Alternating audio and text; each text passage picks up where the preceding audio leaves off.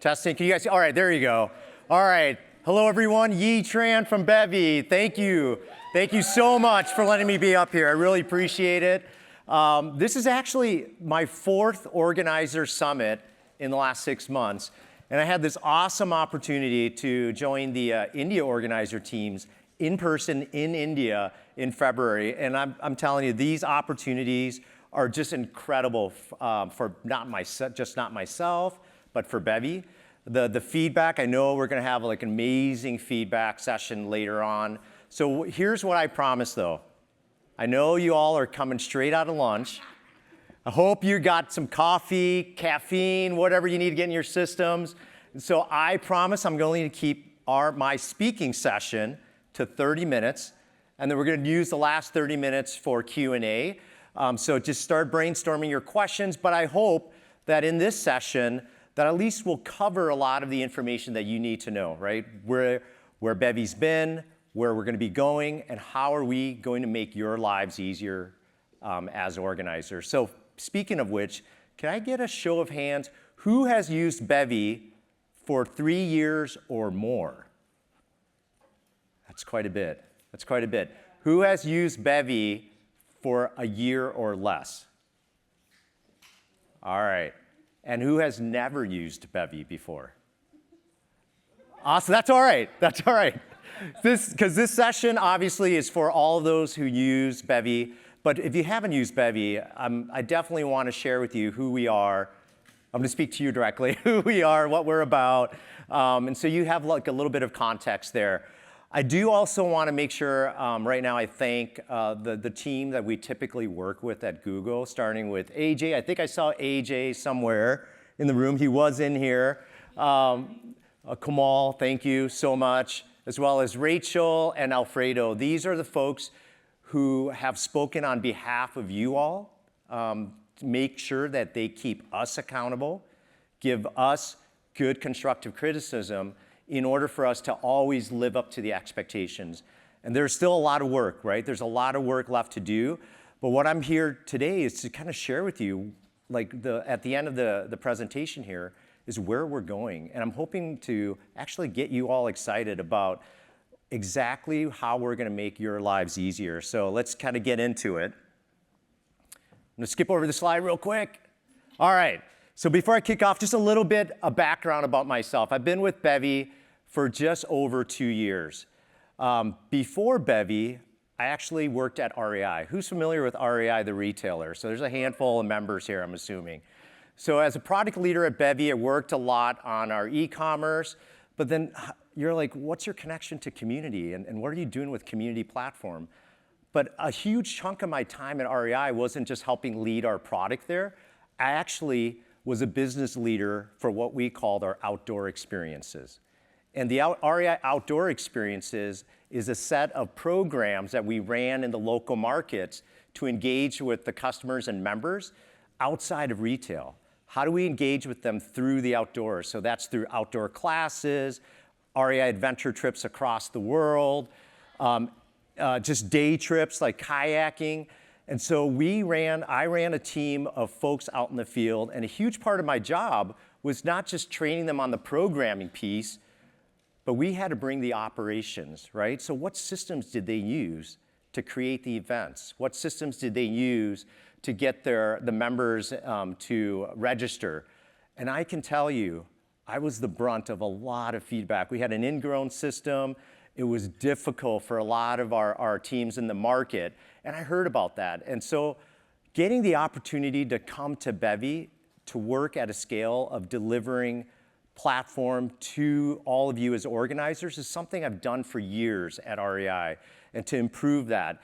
And so just the opportunity not just to do it for Google, but to do it for others as our customers, whether at Salesforce, Atlassian, we have a huge set of responsibility. And so the picture you see up here, so I'm based in Seattle, and you can see why. I worked at REI, I'm huge into the outdoors, and just it's really important for me, like the outdoor community, but just bringing that experience of building community to Bevy was extremely important to me, and it's something that I live and breathe, and it's something that I take really seriously. And then so just with that introduction into myself, I know a lot of you have used Bevy for longer than 3 years, but I do want to kind of ground us in what are the roots of Bevy? You just heard my roots, but what's the roots of Bevy? Bevy was actually birthed through a community called Startup Grind that started here in Mountain View in 2010. So the founder, Derek Anderson, is actually the founder of Bevy. So with Startup Grind, it was a community for entrepreneurs to learn from startup founders to investors to help everyone kickstart. And in 2010, they had a small community in Mountain View. Within a year, it exploded. So you think about coming right out of the recession in 2008, the excitement of getting going again within the tech business. And they just exploded all up and down the West Coast.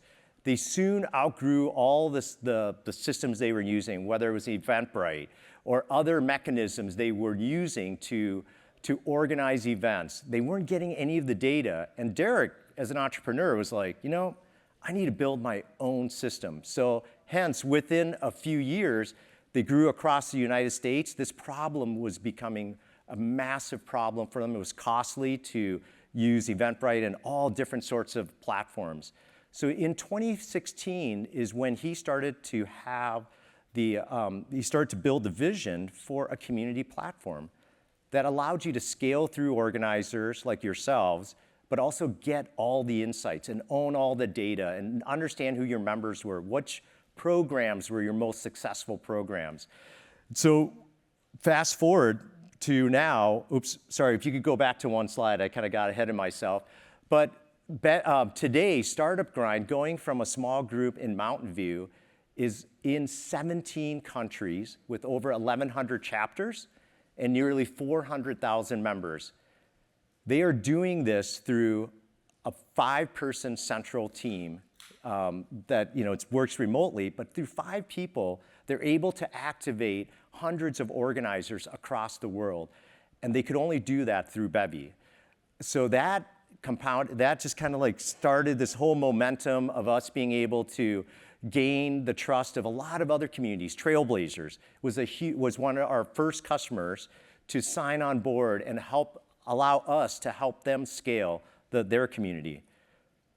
And then now, today, and I'm not just showing this slide as a boasting slide, but this is a slide that just kind of demonstrates our ability to be able to gain your trust as GDG, GDSC, and Google, and all these other brands to allow us to kind of run your communities, right? Help you scale out. And it's a huge responsibility, and I want to make sure you understand that we don't take that responsibility lightly. If we fail, you all fail, and that is not something that is in the cards. We must succeed and we must improve. We've got a long ways to go, but again, today I really want to kind of show you that excitement of where we're going. I actually forgot to introduce a couple of coworkers, so we have Martin Remy, our data VP, in the crowd here, as well as Maia Walshe, who's our CSM for Google. So Maia and Martin can tell you, this past year, we have just put the pressure on ourselves to deliver a better platform, and I'm super excited to show you some of that work. But before I do want to take a little bit of a side path here and kind of reflect back on 2023. Talk about what we've delivered, right? Where have we really focused as before we headed into 2024 here? So let's start with some features that we released in 2023 with the focus on improving the attendee and member experience. Some of you should already have heard a lot about these features, but I'm going to start here. With Page Builder, this is a WYSIWYG tool to allow our customers to be able to ensure that our customers can instill their brand in an easy way on these pages, onto the chapter pages and on the event pages. The look and feel is so important for you as you go out there to your members. Make sure when they land on your page, they can really see who you are. You are conveying their message, that it's not the same as another customer's page, right? So this was a really important feature that we released. Now, it's not a tool for organizers. It's a tool for your central team to kind of also ensure that as you all create events and as you start up new chapters, the look and feel is consistent for your members, whether they go from a chapter in Delhi to a chapter in San Francisco, it's the brand look and feel that is consistent across the board. So Page Builder was a really important tool that we delivered to our customers in 2023. Now, as the member got to the event page, and they registered for an event, how do we make sure that they can easily join the event? How do we do a better job? If you have used Bevy for longer than 3 years, you know the pain that we had for members in the past. When you got an email and you got that join link, you had to take like 3 clicks before you could join a virtual event.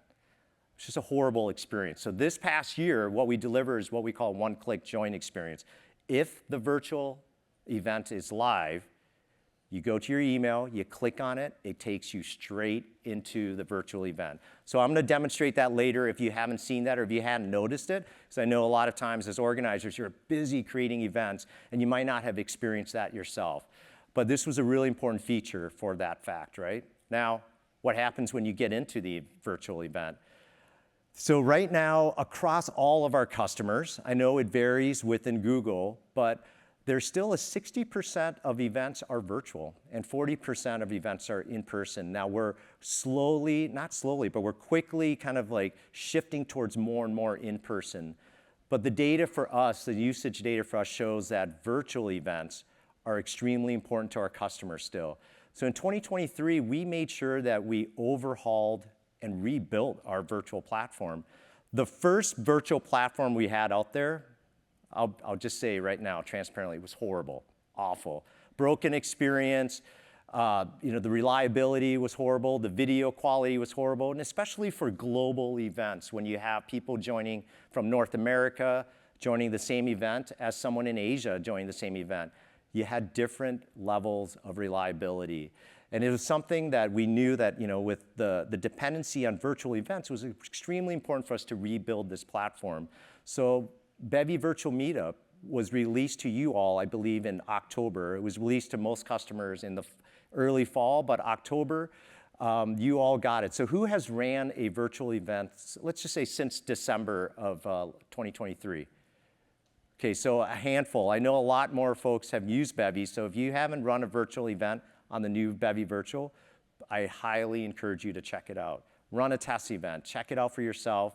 I heard some of the struggles with venues and everything, and if you need to rely on our virtual platform, please do so. It is just an amazing new product that we released this past year. So with member attendee and the member experience, what about you all, right? So we focused a lot on the attendee and member experience in the earlier part of last year. We know we have a lot to improve for you all. The organizer, it is the #1 user we are focusing on starting this year. But for last year, how did we start improving in this area for you, helping you be more successful as organizers? And it started with revamping the analytics for organizers. So that includes event analytics. So if you haven't really engaged with your analytics dashboard, I highly encourage you to go to those dashboards. As organizers, you have a lot of power and can mine all this amazing data. And a lot of the credit goes to Martin and his team for bringing this to life. And this also includes website analytics. So as organizers, you can see if you're like really big into promotional emails or posting your events through links on social media, and you want to see what's driving traffic to your event pages, we actually can serve that up to you if you're using UTMs. So please take advantage of it. There's a lot of great best practices that will allow you to see what's the most effective way for you to promote your events to your members, right? So definitely take a look at those analytics. Maia has been really working hard with the program teams to make sure you're trained on these elements. So certainly we can bring that to the table as well. And this is really important. This is the tip of the iceberg right here. And I'm just showing you this before I get into our demo. One of the things that we know is our dashboard is outdated. The dashboard experience, from everything from looking for your analytics, creating events, managing your members.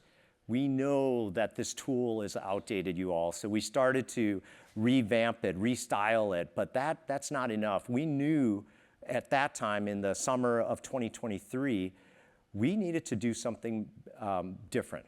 We needed to, what's that? Oh, are you Linda? Oh, you are. I was gonna. That's, Linda, I literally was trying to look for you earlier today. All right, so this is awesome because this is perfect. Linda's in the front row here. So what, we did a lot of user research. How are we gonna rebuild this thing in a way that is going to benefit you all in the right way? So a lot of design, a lot of user research, a lot of prototyping, and then we were fortunate to have Linda and some cohorts of yours as organizers do user testing for us. And that only not included Google organizers, but we enlisted a handful of other organizers across other customer base, right? So we ran these prototype sessions on the dashboard, new designs, got amazing feedback that allowed us to really fine tune it to get to the point where we are confident in what we are going to build in 2024. The other thing we did is we're really scaling out feedback. Often we've had to work on getting feedback through our main POCs like Rachel and Komal and Alfredo, but the idea is how do we hear your voices directly? So as you are in the dashboards and you see these feedback polls pop up, please just this is your opportunity to talk to us directly. I look at this information, my product team looks at this information, the design team, we are always in these polls and the results and understanding where we are currently with our current product, and it allows us to establish baseline metrics of your satisfaction. And as we release new features, we know if it's making a difference. We're getting your feedback, so there's a constant feedback loop that we have established in this past year. But really, this slide is just about telling you that we are listening to you. We're listening to Linda. And Linda, I really was so hoping to run into you before this. I was so excited to give you a sneak peek, but I couldn't find you. So you're going to have to get the sneak peek now. So now, I'm going to spend the rest of the time talking about what we are going. I'm not going to go through more slides. This is the moment where I'm actually going to talk to you about this new dashboard experience that we're going to be releasing to you all towards the end of summer, hopefully.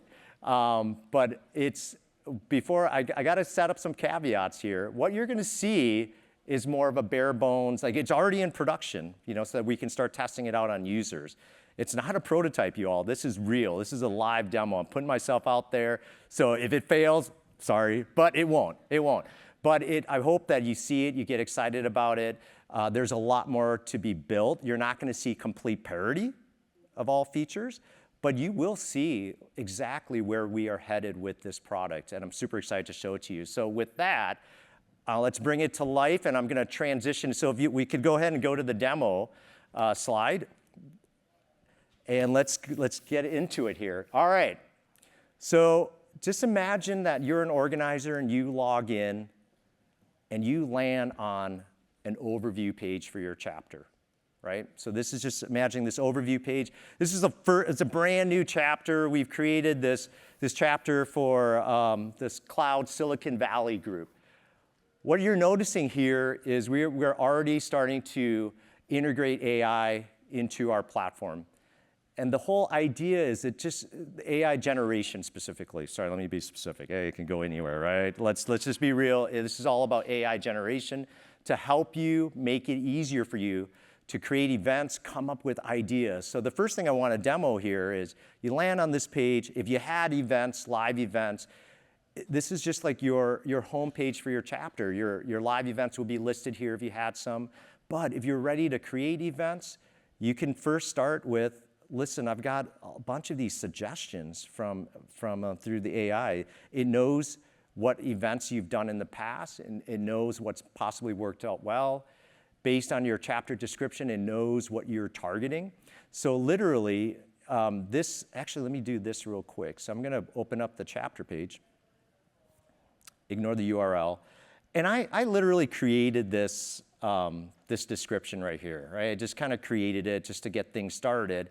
At this time, the model doesn't have any past events. So just based on that chapter description alone, it was able to generate ideas for me on what to create as events. But think about all that data that it would have, like past events, possibly events from other chapters, not just your chapters. So it will start creating. Now, what if I don't like any of these? You could regenerate the ideas. And so it will spit out new ideas for you, right? So let's say I like this one, so I'm going to go ahead and create. You get this brand new event edit form. I think I spoke to, I forget who it was. I don't know if it was Beth, but somebody, yes. I'm sorry, can you remind me your name again? Jeffrey. Jeffrey, like one of the feedback is like, man, it's complicated. How can creating an event be so damn complicated, right? And we heard that time after time. So the notion with this new event edit form is it's got to be simple. It can't be one ginormous long form. How do we simplify? What's the most critical information that you need to put in here? But more importantly, it just carried over all that AI stuff. Now, if I don't like this description, I can use AI to lengthen my copy. I don't like the tone of the copy. I can make it more informal.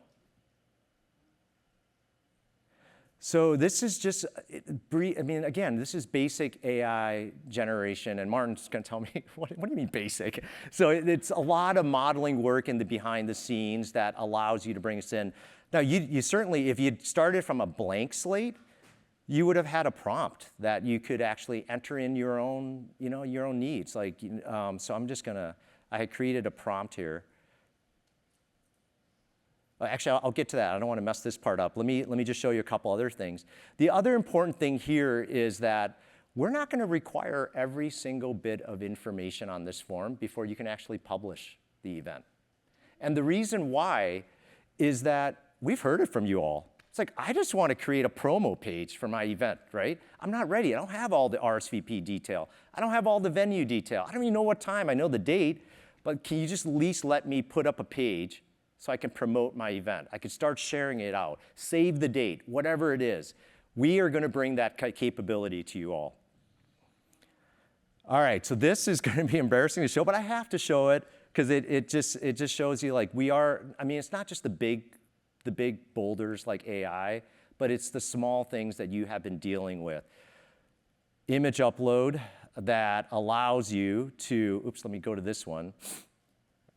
Allows you to crop in an easier way, right? You can move around the picture, you can zoom in.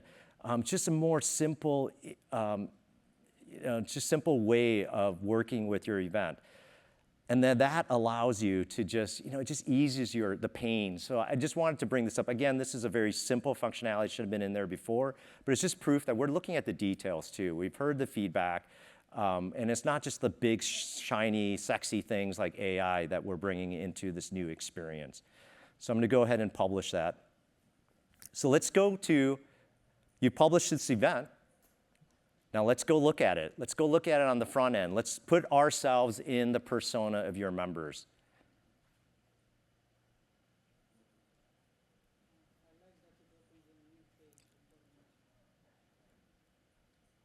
All right, so I'm going to go into incognito mode here. Actually, let me do this. All right, so that event now is live demos, y'all, live demos. Okay, what are we doing with the RSVP? How are we going to simplify that for members? We got to take it, we got to revamp it. It's horrible right now. What we are doing here is, so this is what we call the guest registration flow. I don't think it's something that Google has enabled, but whether you are required to log in or you can register as a guest, the whole piece here is this new UX flow of a modal, right? And it's not embedded in the page, it's clean. You click RSVP, I'm gonna fill out my information here.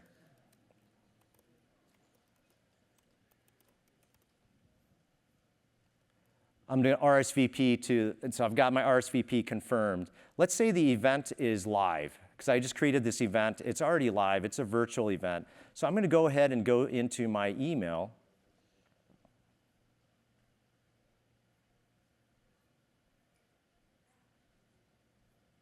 Here it is. I'm going to click Join Event. And it's a live event already, so it's going to take me right into the virtual event, just immediately. So if you are creating an event the last minute,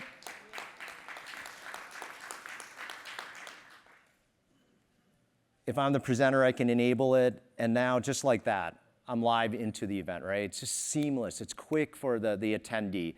A lot of people RSVP at the last minute, and we're making them go to the event page. We're making them click 5 times before they get into the event.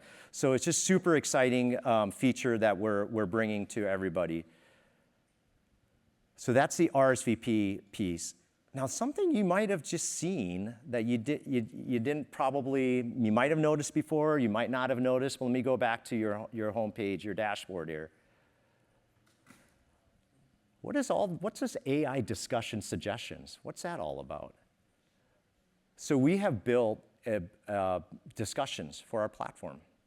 Now, whether you choose to use it or not, that's totally up to you all. I was talking to Alfredo about this today, and many of you use Discord or Slack for your various chapters, right? But if you're a new chapter organizer, or if you created a new chapter and you don't have a forum yet or a discussion, we've brought that into Bevy. So here, basically how we're rolling out discussions for this year, it's not going to be a full-blown forum product like a Khoros or a Gainsight. What it is it allows you to have the ability to engage with your members on the group page, or you can engage with them per event. So so let me just kind of show you what that looks like on the chapter page. So here I've kind of started up some discussions here. So this is the chapter. You can, members can start up discussions. They could, there's threading, there's capabilities, all of that, the basic capabilities that you now have to engage with your group or your chapter members. Now at the event level, can we moderate? Yes, yep. And that's a critical decision you all have to make, right? But if you're already using discussion platforms right now, that's a big part of your job, right? It's a big part of your job to moderate. So we will have basic moderation. We'll have AI helping you flag content so that you don't have to manually always be worried about that. So moderation, AI moderation is there, but the ability for other members to flag and for you to know about bad content, it will be there for you to leverage. Jeffrey? So Meetup lets us upload pictures from the event and lets the attendees as well. Is there something like that? We already have it. Yeah. We already have it. Since the beginning. After the event, you have a wrap-up page, yes, a tab, and you go and upload the video in the picture. What about the attendees? Ah. Good picture. I'm going to talk in the front. Sometimes take a good picture of me. I want it. But sometimes they take bad pictures. Yeah, well, it's a great. So I don't know if everybody heard Jeffrey's question. He's curious if there's going to be an ability to upload photos, right? Upload photos just onto the page. Certainly, there's a lot of things. We don't have that capability just for members to upload, but as we built out moderation for discussions, because that's I'm sorry, what was your name? Spiros. Oh, also, that's great. There's 2 people. That's awesome. So Spiros also was one of our user testers. That's great. But he brought up a good point. You have to be careful allowing, it's just bad images, right? So, but moderation, creating discussions allowed us to really learn about the features that we need to put in place for moderation. So it will allow us to kind of think that through. But right now, we don't have that capability, to answer your question directly. Actually, let me just finish this real quick, and then because we can hop right to the Q&A session. So hold your questions real quick here. But I just wanted to show this discussions piece. But also, to keep discussions lively, you need to be able to think about what topics you want to create, right? And it's discussions and running discussions successfully. It's not just about moderating flagged content, but it's about keeping things lively. So in a similar vein for AI to help you create events, we have AI helping you create discussion topics as well. So this is all AI generated from knowing the chapter description. So it's suggesting that I should create a discussion topic on the impact of Google Cloud on your work. So if I create this, and I can also lengthen it, just like you saw in the event description. So it's similar behavior. I could continue lengthening it. And I'm going to go ahead and post it. And I go to the chapter page. And it's not here yet, but once I refresh, there it is, boom. So it's super easy for you. If you want to use the tool, it's there for you to have some of these great unlocks. So I'm super excited to introduce that to you all. But more importantly, the chapter dashboards. I hope what you saw is our massive shift, right, to how do we improve the experience for you all as organizers. I have a few more slides, but I think what I'm going to do is, if we could go back to the slide deck real quick, because I want to make sure we do leave our time for your Q&A. So let me just go through these real quick. I'm going to skip through these slides because I already covered this. I won't cover that. The one thing I'll mention as the last thing before we go into Q&A is that I walked through a lot of new features, but there are some existing features. I want to make sure you all know about it. I know you've used Bevy for a while, but some folks, like as I talk to India organizers in India, or I've joined the LATAM summit virtually, as well as, oh my gosh, I'm drawing a blank. Oh, the ANZ. Wish I could have been in Australia for that one, but there are some features that they just, like whether you're a longtime Bevy user, you might not have known. So I don't want to take it for granted. So co-host events for chapters. If you want to promote your event across other chapters, it's a great feature to use. It drives registrations in a really great way. So please make sure you look into that. The Bevy Organizer app, I have to mention this. This is not something that we do a good job of letting our organizers know about. One of the biggest in-person events, one of the best things you can do is make sure you collect the data on who showed up. So it's, with the Organizer app, there is a Bevy Organizer app you can download, and you enter your GDG credentials or GDSC credentials and use it to easily check in your attendees as they come up to your booth or however you're checking them in. Also includes the ability for you to manually add people who had not RSVP'd to your event. Please check this out. And Alfredo is going to talk about a lot of the benefits around check-in data. So this is a way for you to start making sure you get that data so you can leverage it for future best practices. I already talked about chapter website analytics. Okay, here's something that sorry if this is like a no-brainer to you, but chapter newsletters, your ability to communicate to customers. The interface is something we're going to be revamping as part of our whole dashboard overhaul. But even right now, you can still create emails like the ones you see up here.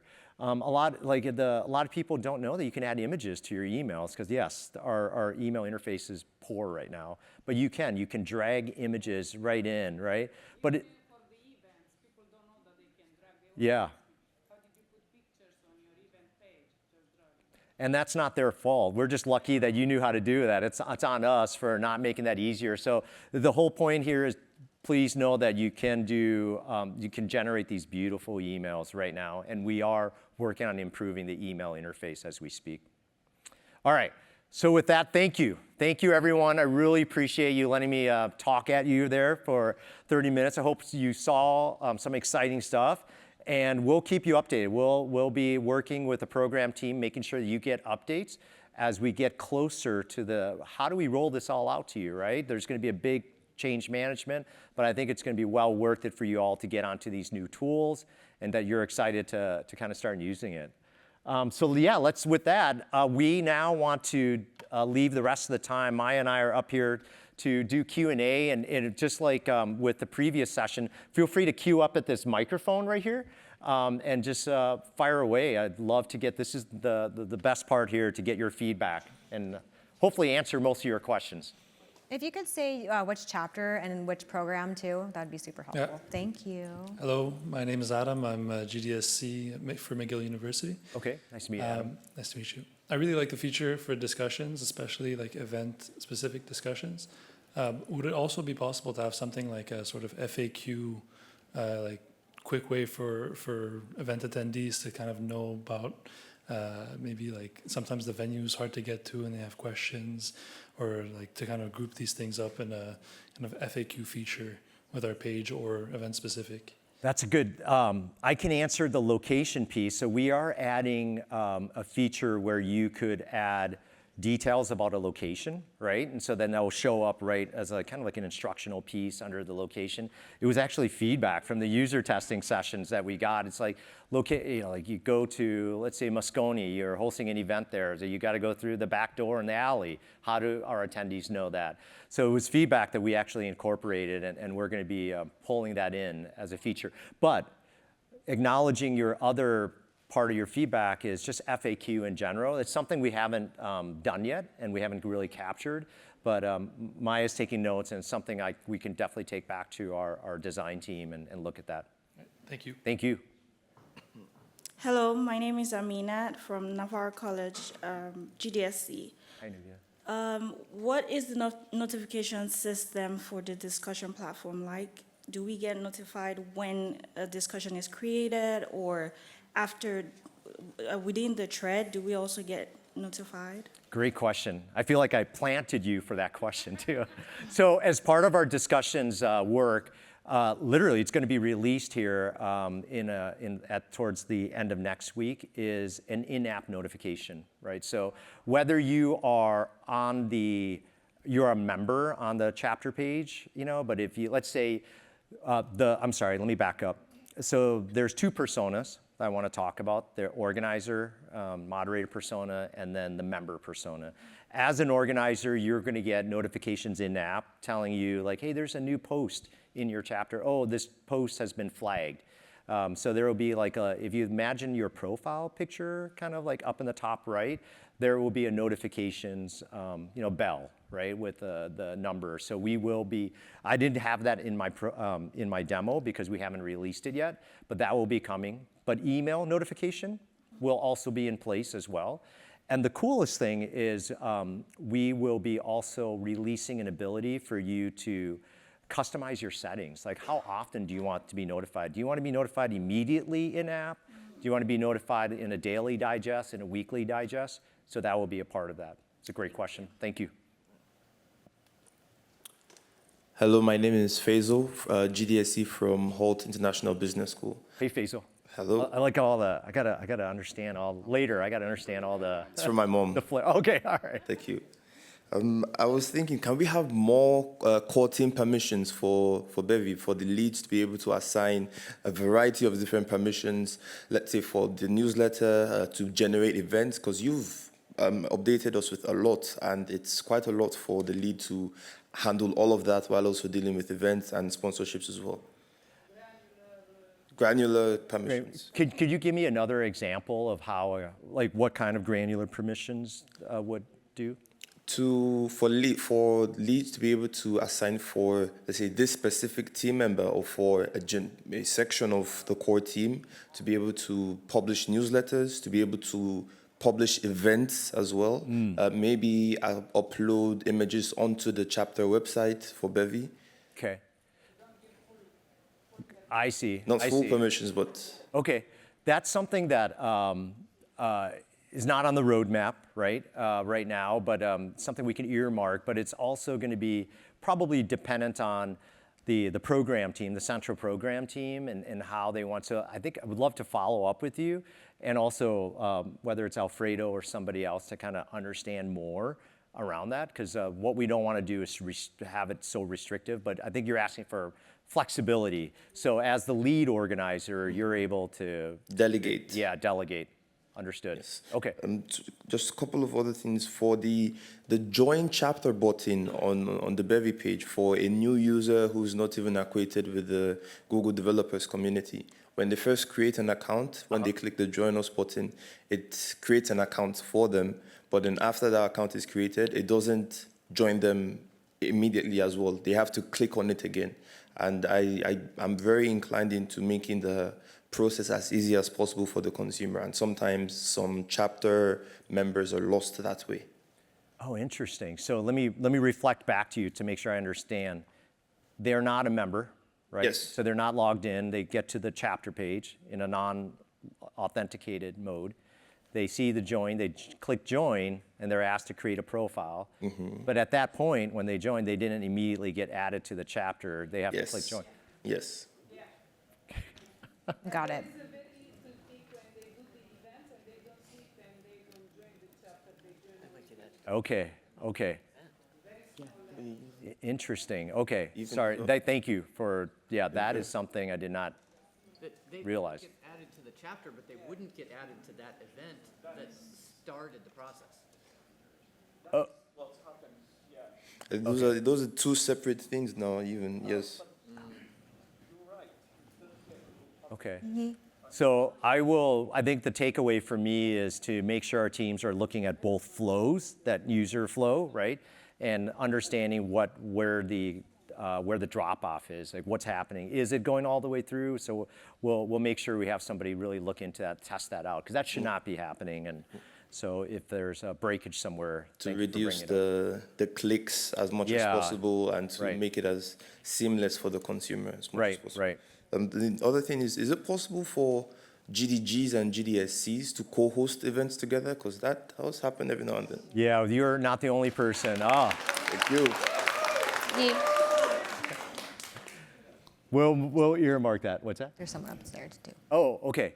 Sorry, I didn't see the microphone up there, but yes, you're not the only person. And then the listening to the claps. This has become a hot topic for sure as a learning for us in coming to this event this time. So yeah. And then the absolute last thing for me is I am not a UX UI person, but then in the slide that you showed with the image and the RSVP button, I was thinking if the RSVP button would be more on the left side under the text, so it just pops out more. Because as the person is on the page, they would read the text and it goes down, and then the next thing is for them to just RSVP. They've probably glanced at the picture, processed it, and gone back to the text. Right.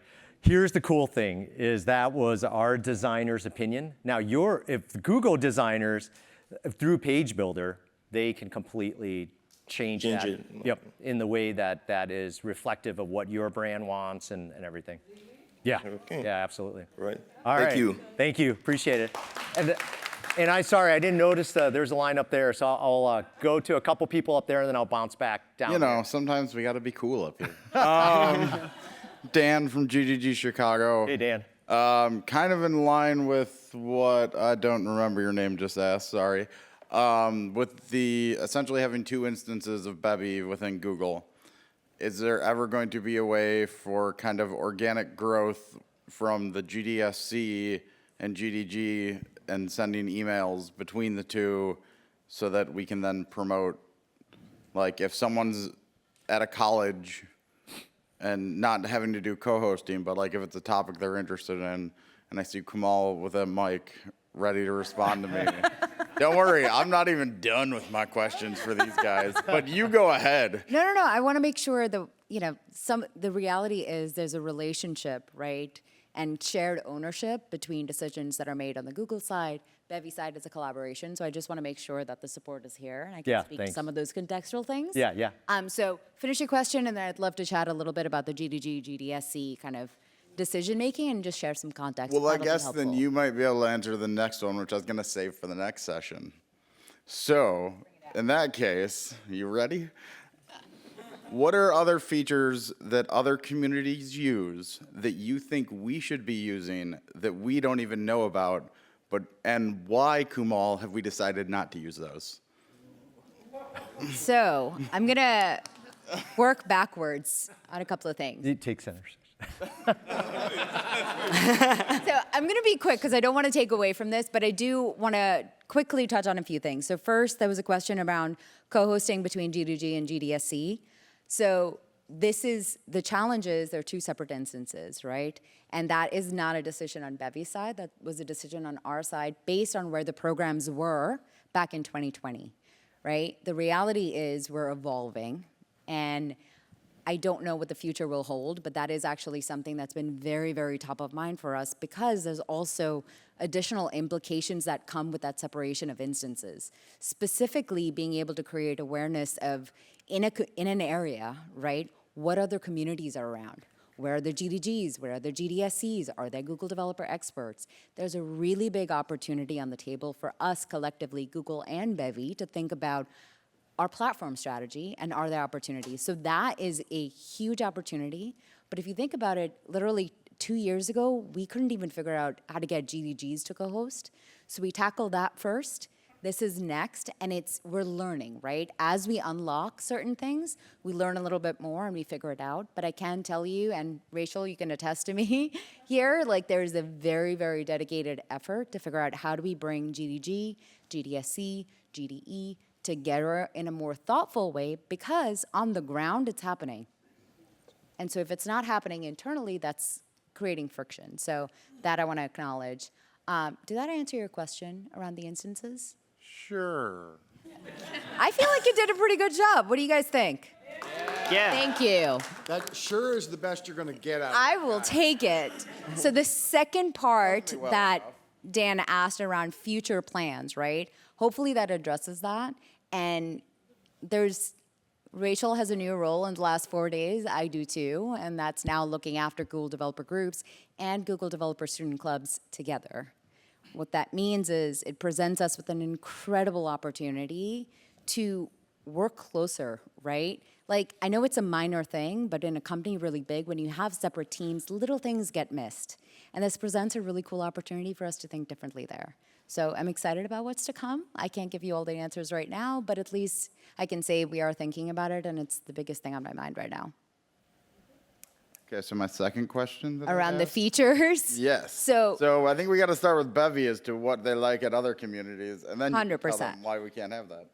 do you have that? Yeah, no, I mean, you saw discussions. When we talk to our customers, they're using, they have typically a online community program. So it's not about feature, it's more about their programming, online community programming as well as event programming, right? And we're, as like across all platforms, we're forcing our customers to use two different systems, and then their member experience is disparate. It's a horrible, disconnected experience. And for us, that's why it was important for us to start tiptoeing into discussions, making sure we bring that to the table. And then obviously with AI as not just a trend, but how do we use it to not just improve your lives, but the next movement for us is how do we leverage it to bring content to your members? Right now, when they go to your site, your GDG site, they've got to hunt down information. There's a massive wealth of data out there on which events you've hosted in the past. And possibly, the recordings of videos and virtual. We've got all this great content. So how do we really make sure that we leverage AI not just for you all, but for your members and bringing content to them? So those are the two that we have at top of our mind right now. But are those features that are currently being used by other communities that Google has said no to? Oh, I That was can't the I can't question. answer Google said no to because we have never delivered these features in the past. Yeah, I'm talking about ones that currently exist. Like I know e-commerce, for example, for selling tickets and things like that, Google does not allow. So I'm sure there's other features that we don't know exist. So, I can tell you the framework that we follow, right? Very simply, our platform strategy is about supporting it's a tool, right? Tools have to be useful. So the way that you figure out and set up the tools is you think about our user, what their needs are, and set it up. So at no point are we saying, this is what a different competitor does, and we're not going to do this. Any decision is typically going through this framework to really assess, does it make sense? Now, very specifically around payments, GDGs and GDSCs reach 150 countries. Different currencies, different ways of working, and it's tricky because we're constantly figuring out a balance between where is there an opportunity for a standardized global strategy, but also where is there room for regional, local, hyperlocal experiences? And so I'm not gonna, like, I have to be candid, that is an industry level issue. No one has figured out when it comes to community and you have scale touching 150 countries that you apply one thing, one size does not fit all. I said this related to something else. So there's imperfect science there, but at no point are we like talking about what other customers are doing and then saying no to that. What I will tell you is Maia comes every week with data and insights, and it's actually really, really cool because I've been learning a lot about, so Salesforce is one of your customers. Hey, the conversation is more around what are they doing? Are there things that are working for these other customers that we can apply? How have different customers been working on virtual communities? How are they organizing their instances? That's the relationship with Bevy, and then how we use learnings from other customers to improve our tools. But everything has to boil down to our customer, i.e. our users, their needs, and how do we figure out to get them there with the least amount of friction, right? That critical user journey is in everything that we do. Sorry, there's so many other questions, so I'm gonna pause there. Yeah. I'm going to take one more up there because I missed them, and then I'll come back down to you if that's okay. Thank you. Yeah, this will be really quick. So as everyone probably knows, we all have to wear a badge with names. And I don't know if this is necessarily a Bevy issue, but when we export the list, because we have to print name badges, to even enter a Google building, we need to do that. I know there's privacy concerns that they believe that's the reason why we don't do it as a platform. But have you seen any customers implement another strategy, like send them an email and then they do it some other way to get their full name? Because a lot of building security needs that nowadays. My building will not allow people. I've seen people cry because they came all the way and they put a letter in their last name and they can't verify the IDs or something. Yeah. You can scan and print badges with the organizer app. But it doesn't have their last name, so you typically have to clear a list with security, building security before the event. Like, for example, we all had to register, get your name printed on a badge. So when you print the badge, it doesn't show their last name? When you export out of Bevy to get the names, it does star, star, star, star, star, star, star, star. Oh, and their emails also star. And I believe that's a feature. The attendee, oh, I get because you. of a privacy concern. So Yeah. I'm curious if you've seen customers. It's something that we can follow up with the program team. It is something that we it's like a PII thing that's based on our customers. Like sometimes they don't want organizers to see PII information, so it is customizable per customer. Yeah. So don't know. I mean, I'll have to follow up with. Well, Alfredo's going to come up here. Thank you. Boom, boom. Okay, let's discuss later because as far as I know, first name and last name are exported into the CSV reports organizers have access to. And I also based the part of my demo on this information, so it should work. So if it doesn't work, let's discuss after, okay? Yeah, for Thanks. sure. I'll find you. All right. Thank you. Thanks for waiting. No problem. My name is Nishchal, GDSC lead for the University of South Florida. I have two questions. I'll be super quick. First one, is there a possibility that you guys can add a secondary email? Because GDSCs, everybody has a .edu email. So having that field so that every student can like put their edu emails can help us like organize things better.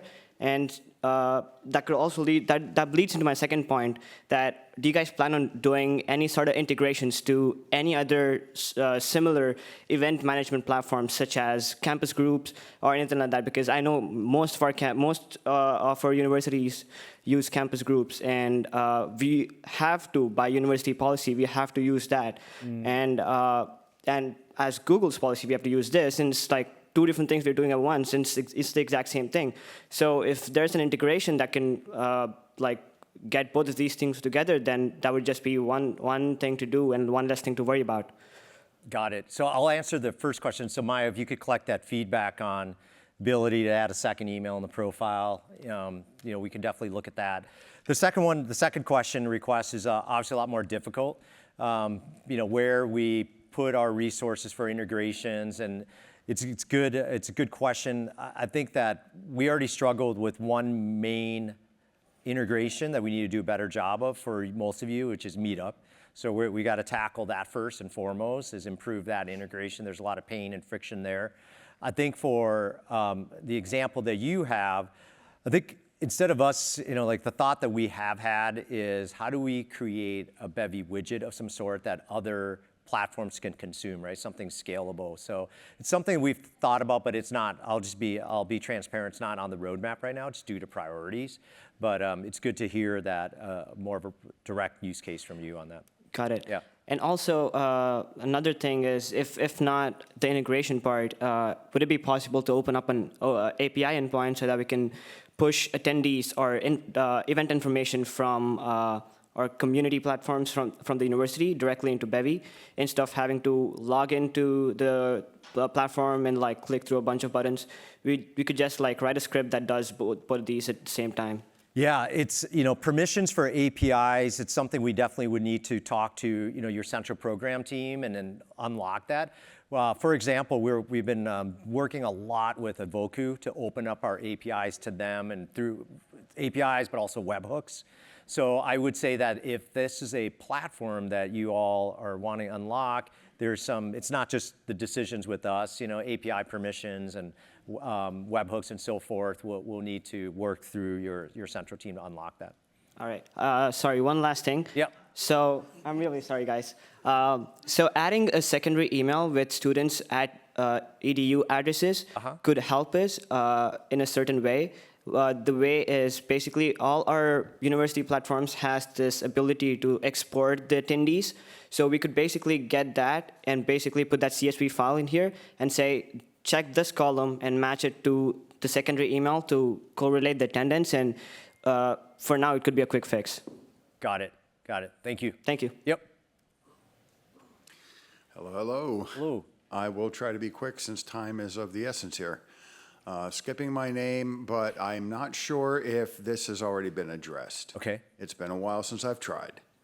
Full support for OBS Studio virtual camera for presenters, because I need to be able to control whether or not it's my IDE or my slides or my face and my slides or just my face. So I'm doing my own producing.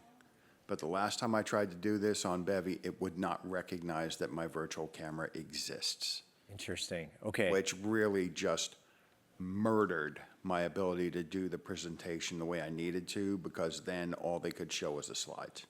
What is your name? Scott. Scott, can I seriously follow up with you after that? I want to get this down. It's a common problem. I want to get this in writing so that we could, as we're working with our main provider for virtual. Okay, I'll say yes, and we'll get to the next question. Time's ticking. Okay, yeah, that'd be great. Thank you. Okay, hi, I'm Ariola. I have 4 quick questions, but I'll get to the 2 major ones. So I'm at York University. I'm a GDSE lead and now woman tech maker. Great. So I have a question about alumni. So we've noticed that there's an issue with being like a GDSE lead and not being able to like access any resources or even help new GDSE leads that might not even know it exists, right?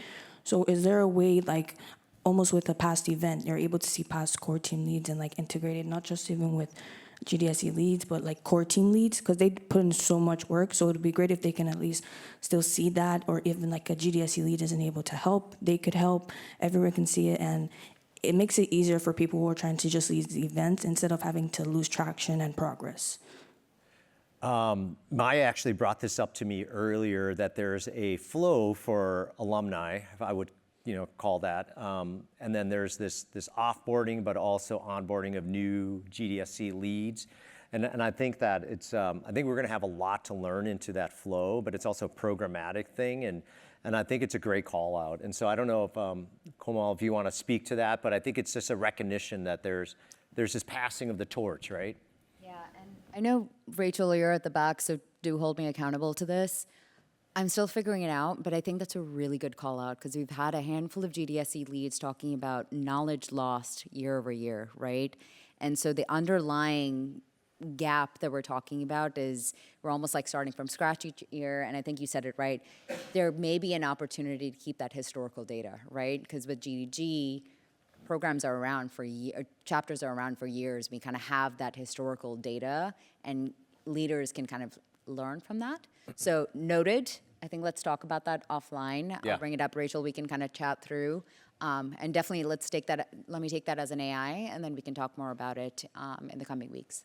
Perfect, thank you. Great. Yeah, for sure. Then my second most important question about co-hosting.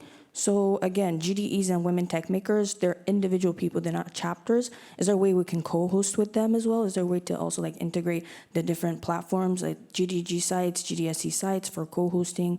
Because again, like I think someone just mentioned, is there a way we can actually like host the events together? Program thing as well.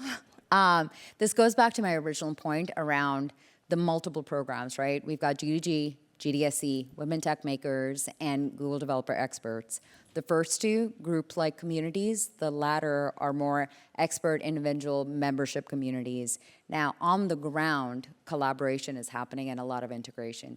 Centrally, it's very top of mind for us and our team to figure out how do we connect those dots so that we bridge, really represent how we work internally to how it's coming to life on the ground. What you're flagging is a symptom of that fragmentation that is very top of mind for us. So I don't have an answer for you, but I can tell you it's something we're thinking about. Okay, glad to hear that. Thank you. Then the last two questions kind of overlaps is slides and maps. So again, I think you kind of already answered the maps part. It's just for us to see not just chapters, but GGGs. Because if they're looking for us and we're looking for them, let everyone just be able to like see it on the map and like we can filter it out if that's like the issue. So I'm assuming like that's already a like top of your mind. And the last question is with slides. Is there a better way to like add resources? Because again, this is, let's just say coding. Sorry about that. It's coding. Yeah, it's very difficult to add the slides after on. We've had to contact customer support. So is there a way to like better add like resources after like a wrap-up page, like even a Google Doc, things like that? Because it's very limited. I think it's only YouTube videos, and what if it's not like an online event, right? Right. Yeah, as part of the new event wrap-up experience, where that's on the earmark to rethink that, not just rethink it, but just really broaden it. It's not super flexible. You're stuck with SlideShare right now, right? And so how do we just enable it so that it just has a lot more options for you? So it's definitely on the roadmap to fix with the new event creation and wrap-up experience. Okay, Great. that's all. Thank you. All right, thank you. We have a question up on the balcony, and we can only have one question per person, sorry. Yeah, not really a question, just a bug that I've been reporting for the last 3 years. And I think it should be like super easy, but if you click on a Bevy link from social media and you stay in the in-app browser, so your settings are such that it doesn't open in Chrome, it opens in the LinkedIn browser or the Instagram browser or whatever. You can get to the Bevy page, but when you go to RSVP, you get the login flow, you get the sign in with Google flow, and when you return from that, you get a user agent whitelist error. And it seems like there should be no user agent whitelist, like you should just allow whatever user agent, right? But if you have one, then you should like add all of those in-app browsers as allowable. It's a major pain point for us because it basically means we can't do any social media promotion directly to Bevy. We have to do social media promotion to Eventbrite or something else. Got it. Okay. Is this, do you see the problem with just LinkedIn or other like Facebook? Or Any social media app on Any? Android or on iOS. Okay. Yeah. Yeah, if you could note that, Maia, that'd be great. I'm sorry, excuse me? Yeah. Okay. Yeah, any in-app browser does that. Okay, we'll take a look into that. Thank you. Yep. Hi, I'm Gil. I'm from GDG Space Coast, and since I only get one question now, have you thought about integration with Sessionize? Because it's something we use a lot, like people. Oh, I guess Beth, I'm not the only one. No, Beth, who's walking out right now, came up to us at our table and also mentioned it. So all the info is in there. Everybody's stuff is in there. Yeah. We're requesting speakers that like it's so. I mean, I'm doing it on the website already, but if I could get that in my Bevy, like without So- updating agenda, yeah, admittedly so. I'm not familiar with Sessionize, so it's great to learn about it, and we're gonna have to look into it. We are revamping our speaker data so that it now is tied to a user, an actual site member, and there's a lot to that.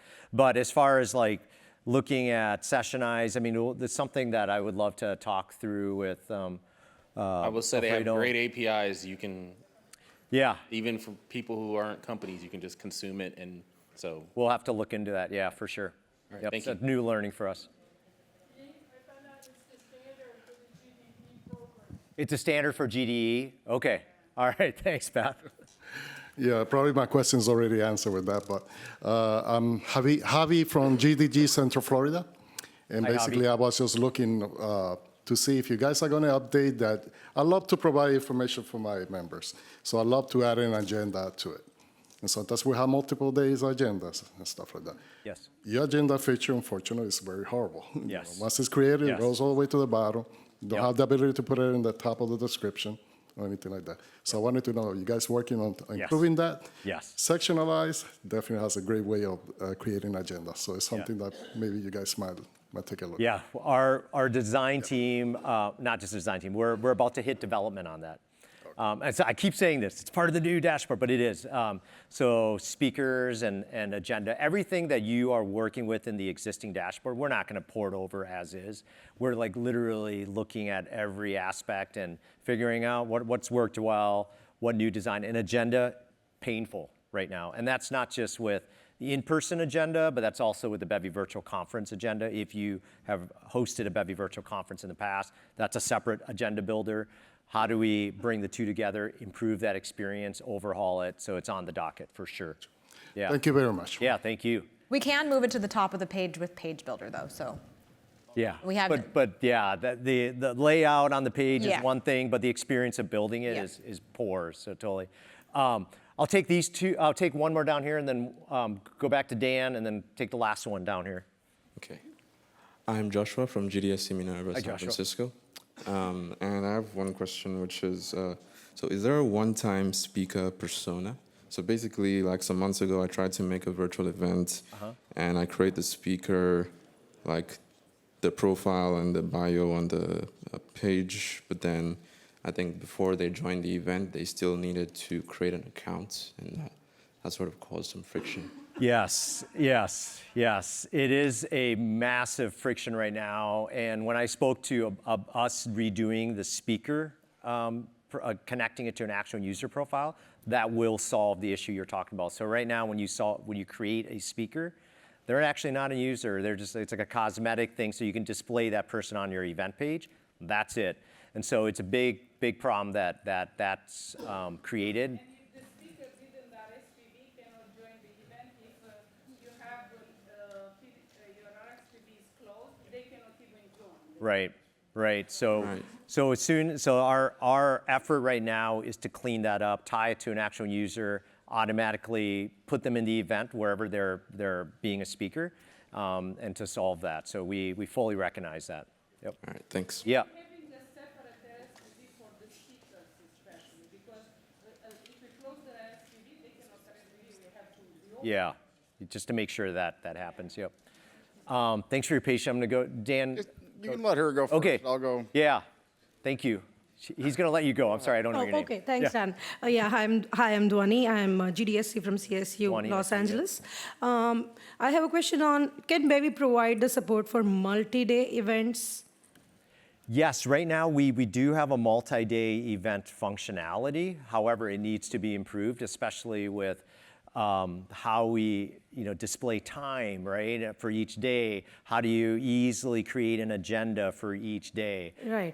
So that is in the works right now as well. So we do technically have a multi-day function, but it's not optimal right now. So Yeah, it's something- like I had to ask you specifically because the members will have to register 2 different times if Got if the event is for 2 days. Got it. So, right, So can we that's consider slightly- that? That's slightly different. So what you're saying is if you are creating a series, are you talking Yeah, about? similar. Yeah, okay. So how do you couple events together, right? And they can, I mean, the idea is to split one event. If it's longer than 1 hour, nobody would be, participating. So, to split that one, 3 hours event into 2, Yep. make it into 1.5 hours to 1 day each. But that's not possible as of now. no, that is not possible. That's different. Yes, that's correct. Yeah, so we'll note that and take Okay. a look at that. Yeah, thank you thanks. so much. Yeah, thank you for the feedback. All right. I know I'm the last. It's going to be 2, but one is literally a yes/no question for Kamal, and then the other is for you guys.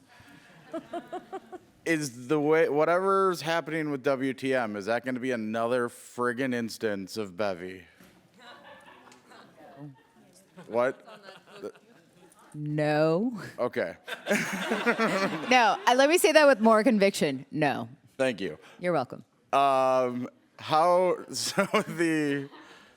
With the user feedback stuff, what is our best way of getting on to be able to give you guys feedback? I know when your CEO was here 2 years ago, I wasn't able to be here. He stupidly gave out his cell phone number. I texted him, and the most I got out of him was, yes, I'm the CEO of Bevy. And even gave him a Calendly invite so that he and I could talk about data type stuff, and he never even got back beyond that. So I'm interested. What can I do? I'm not going to give you my cell number. Based No, on what like you I just said, yeah. As I said, he stupidly did it. Dan, add me on LinkedIn and you can message me. I get thousands of messages from all of my customers with feedback and wanting to meet. So happy to take that one. So. But Dan, I think more importantly, I mean, we do, like, if you see a survey pop up, please take the time to submit, because that helps us aggregate all the data, right? And so when I mentioned that earlier, I meant that genuinely, like, we need your feedback through those mechanisms as well. Yep. So we can aggregate and make it easier for us to digest everything. Okay. Yeah, thanks. Yes. Are we not supposed to send them to the help thing that I've been sending everyone to?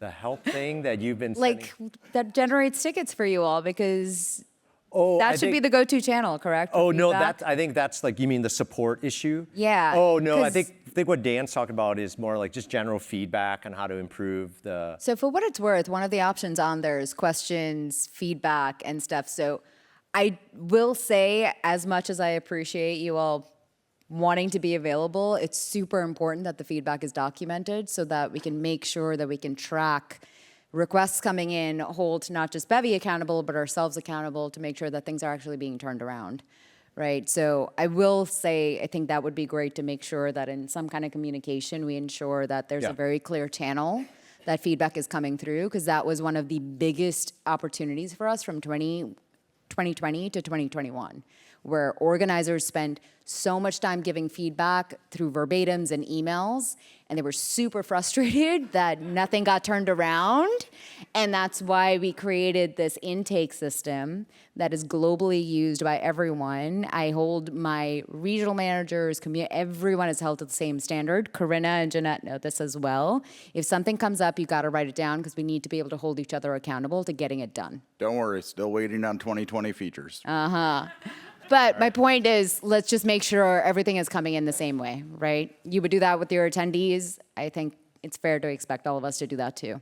Okay, I'm way over time, so sorry. Thank you, everyone, really appreciate it.